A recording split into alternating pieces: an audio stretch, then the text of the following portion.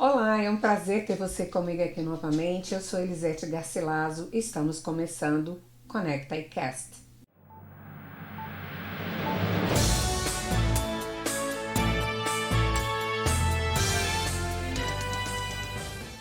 Um passageiro que perdeu seu voo vandalizou o aeroporto de Pelotas, no Rio Grande do Sul, e agrediu um funcionário da companhia aérea Voipass no domingo. O homem, que viajaria com a família para Florianópolis, chegou ao terminal após o horário limite de embarque e foi impedido de acessar a aeronave, o que gerou sua reação violenta.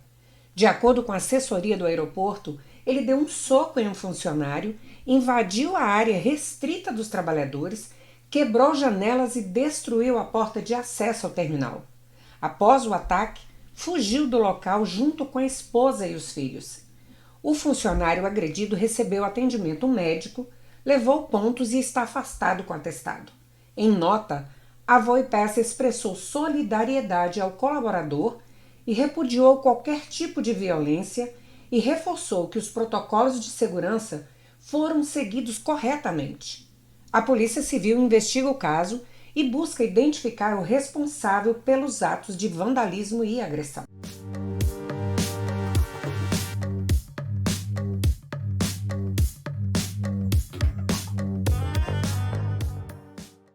O presidente Donald Trump anunciou na quarta-feira a assinatura de uma ordem executiva para transformar a base naval de Guantánamo Bay, em Cuba, em um centro de detenção para até 30 mil imigrantes ilegais. A medida faz parte da estratégia do governo para lidar com o aumento da imigração irregular, expandindo o uso da instalação, historicamente conhecida por abrigar uma prisão militar para suspeitos de terrorismo. A decisão já gerou controvérsia, com críticos alegando possíveis violações de direitos humanos e normas internacionais. Paralelamente, as operações do ICE continuam a se intensificar, focadas na detenção de imigrantes considerados criminosos ou sem status legal nos Estados Unidos. Apesar das críticas de grupos de direitos humanos que denunciam um ambiente de medo nas comunidades imigrantes, a agência defende suas ações como essenciais para garantir a segurança pública e o cumprimento das leis de imigração. O anúncio de Trump ocorre em meio a um acalorado debate sobre a política imigratória nos Estados Unidos. Enquanto o governo endurece sua postura contra a imigração ilegal, legisladores democratas e organizações civis pressionam por reformas que possibilitem a regularização de imigrantes indocumentados. Diante desse cenário, a comunidade imigrante segue apreensiva com novas ações do ICE e possíveis mudanças nas políticas de imigração.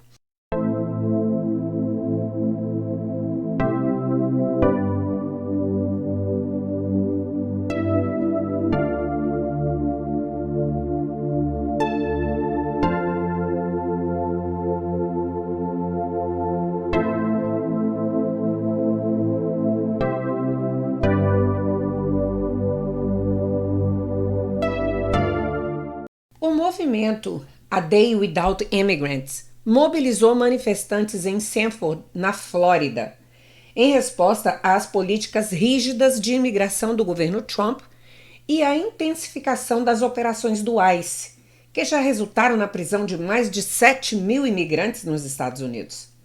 Durante o protesto, imigrantes foram incentivados a não trabalhar, estudar ou consumir por um dia, destacando sua importância para a economia e a sociedade americana. Cartazes exibidos na manifestação traziam mensagens como "Não morda a mão que te alimenta" e "Famílias pertencem juntas", em protesto contra as recentes ações do governo. O evento ganhou ainda mais força após uma operação do ICE em 29 de janeiro, quando agentes federais invadiram um complexo de apartamentos em Sanford e detiveram 12 pessoas. A polícia local confirmou a ação, mas o Departamento de Segurança Interna ainda não divulgou o número exato de detidos nem os motivos das prisões.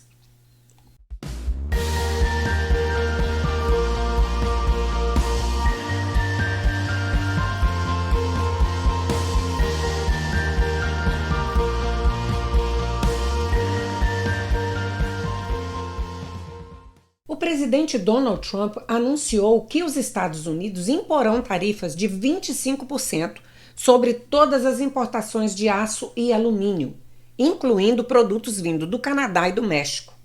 O anúncio oficial será feito nesta segunda-feira, segundo Trump, que também indicou a possibilidade de novas taxas de importação ao longo da semana. Falando a repórteres no domingo, a bordo do Air Force One, enquanto viajava da Flórida para Nova Orleans para assistir ao Super Bowl. Trump afirmou que qualquer aço que entrar nos Estados Unidos terá uma tarifa de 25%.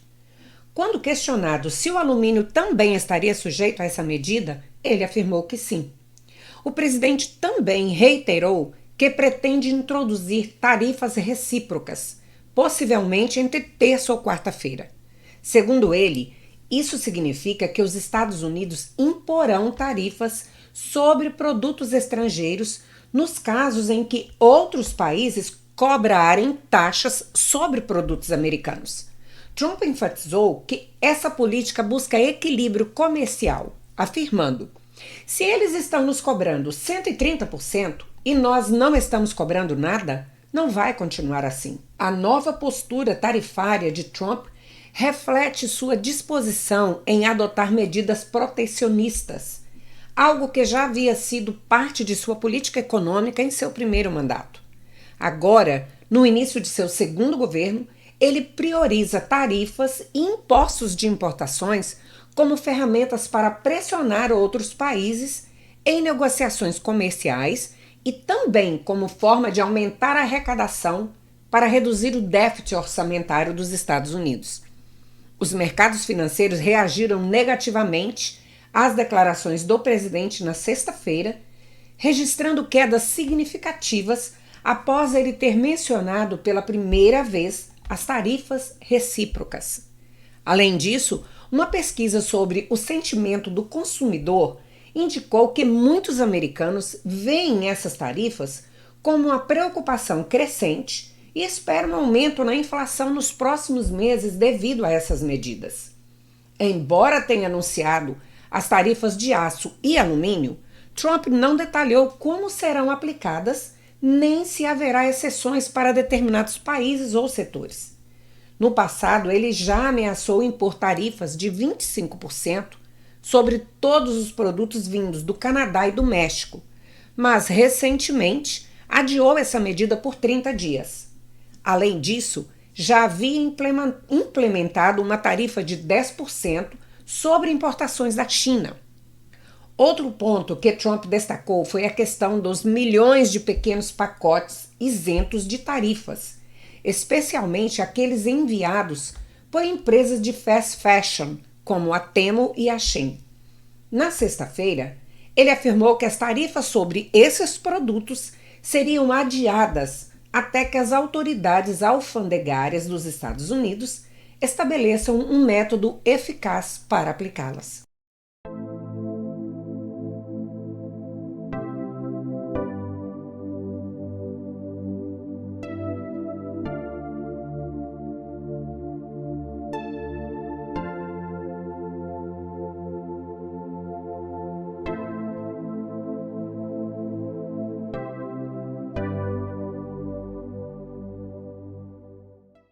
Pedestre morre após ser atropelado na Hancock Bridge Parkway, no condado de Lee.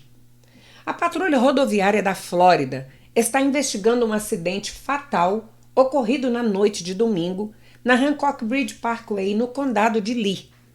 O incidente aconteceu por volta das 22 horas e 40 minutos, próximo a Marinatown Lane. Uma mulher de 63 anos, residente de North Fort Myers, tentava atravessar a via quando foi atingida por um veículo. O motorista, um homem de 40 anos de Jefferson City, estava trafegando na estrada no momento da colisão. A vítima foi levada a um hospital da região, mas não resistiu aos ferimentos. A polícia da Flórida segue investigando as circunstâncias deste acidente.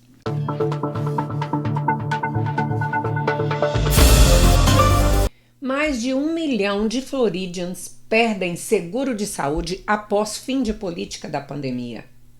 Com o encerramento das proteções implementadas durante a pandemia da Covid-19, mais de 1 milhão de Floridians tiveram seu seguro de saúde cancelado, resultando em um grande impacto para as populações vulneráveis do estado. A inscrição no Medicaid e no Children's Health Insurance Program, CHIP, na Flórida, caiu de 5,1 milhões para 3,8 milhões entre março de 2023 e outubro de 2024, segundo dados da Kaiser Family Foundation, a KFF. Muitas dessas pessoas agora enfrentam dificuldades para encontrar novas opções de cobertura, especialmente aquelas sem acesso a planos de saúde oferecidos por empregadores. O estado tem uma das maiores taxas de cancelamento de inscrição do país, com 38% de rejeição. 64% dos cancelamentos ocorreram por motivos administrativos, como falhas na comunicação, mudança de endereço ou erros burocráticos. A suspensão da cobertura contínua, garantida pelo Families First Coronavirus Response Act, permitiu que os estados cancelassem automaticamente o seguro de inscritos no Medicaid após março de 2023.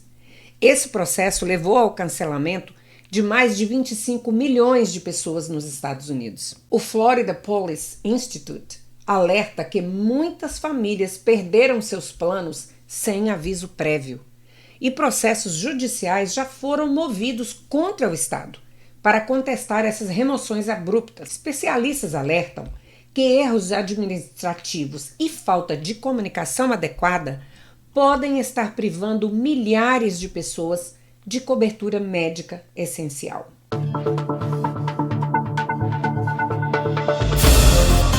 Miami Beach mantém restrições rigorosas para o Spring Break pelo segundo ano consecutivo. Pelo segundo ano seguido, Miami Beach adotará medidas rigorosas para controlar o Spring Break, reforçando sua mensagem de que a cidade não é um destino de festas. A campanha Reality Check, lançada na terça-feira, visa alertar os visitantes sobre as novas regras e penalidades. Entre as restrições anunciadas estão fechamento de estacionamentos, pontos de verificação de DUI, dirigir sob efeito de álcool ou drogas, toques de recolher durante o mês de março, aumento da taxa de estacionamento para $100 em garagens selecionadas e taxas de reboque para não residentes, cobrando até $516. Além disso, a segurança será reforçada com leitores de placas, drones e tecnologias de vigilância para monitorar as atividades na região. As autoridades buscam evitar tumultos e garantir um ambiente mais seguro para os moradores e turistas na cidade.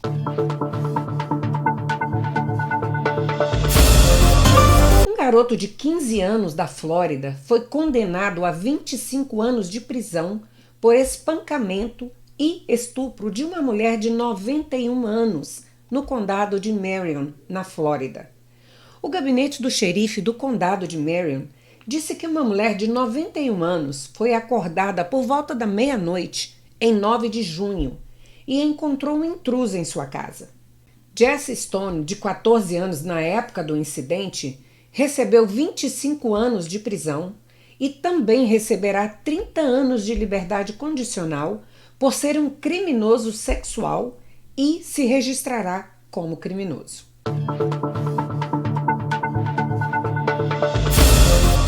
Flórida firma novo acordo com o governo federal para reforçar a fiscalização da imigração.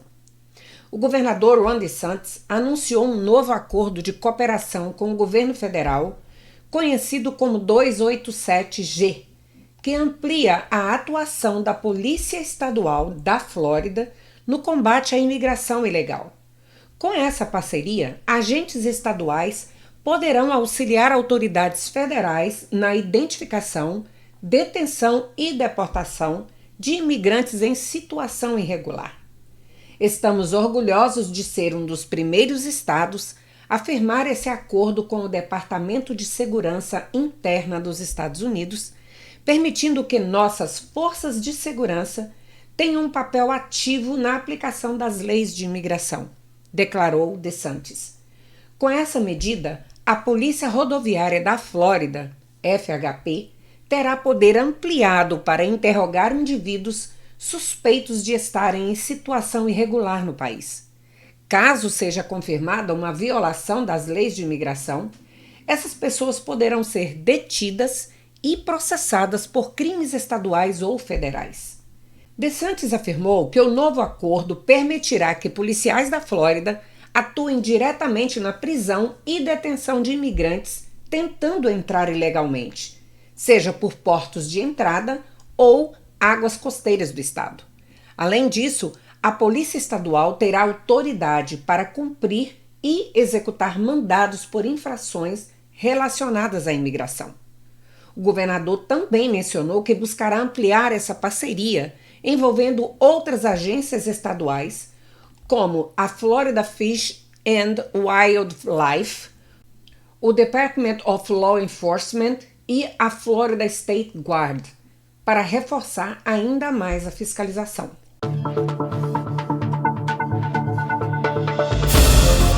O presidente Donald Trump anunciou planos para fechar a Agência dos Estados Unidos para o Desenvolvimento Internacional, a USAID, alegando corrupção generalizada e uso indevido de fundos públicos. A decisão vem após uma auditoria conduzida pela recém-criada Comissão de Eficiência Governamental, liderada por Elon Musk, que revelou desvios milionários para organizações suspeitas, incluindo grupos ligados ao bilionário George Soros e entidades acusadas de apoiar agendas ideológicas de esquerda. Trump afirmou que a USAID, criada em 1961 para promover o desenvolvimento global, foi desviada de seus objetivos e se tornou um instrumento de interferência política. Entre os gastos questionados estão 260 milhões de dólares destinados a entidades da Open Society Foundations, 9 milhões de dólares supostamente canalizados para um grupo terrorista na Síria e investimentos considerados desnecessários, como, por exemplo, 2 milhões de dólares para cirurgias de mudança de sexo na Guatemala. Além de congelar os fundos da agência, o governo Trump ordenou o retorno de milhares de funcionários da USAID ao país e suspendeu projetos de cooperação internacional até nova revisão. O secretário de Estado interino, Marco Rubio, assumiu a gestão da agência enquanto a investigação prossegue. A decisão gerou forte reação entre democratas que argumentam que o fechamento da USAID sem aprovação do Congresso seria inconstitucional.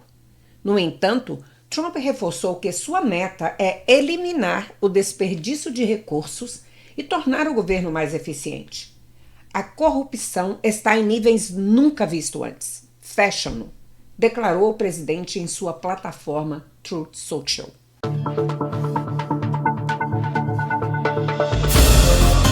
Duas fortes tempestades de inverno estão previstas para atingir os Estados Unidos esta semana, colocando 29 milhões de pessoas sob alertas meteorológicos. Os sistemas trarão neve, chuva, congelante e frio intenso às planícies centrais, centro-oeste, Vale do Ohio e Atlântico Médio.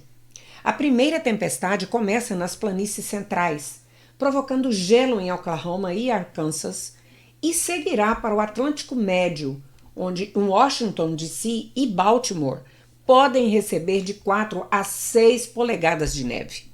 No sul, as chuvas fortes aumentarão o risco de inundações em cidades como Atlanta e Jacksonville. A segunda tempestade inicia na terça-feira à noite, com neve no Colorado, Nebraska e Kansas, intensificando-se na quarta-feira em cidades como Chicago, Milwaukee e Detroit. Em algumas áreas, a neve pode acumular até 20 centímetros. Além das tempestades, uma forte massa de ar ártico derrubará as temperaturas, chegando a até menos 55 em partes das montanhas rochosas e das planícies do norte. O impacto será significativo para deslocamentos e infraestrutura ao longo da semana.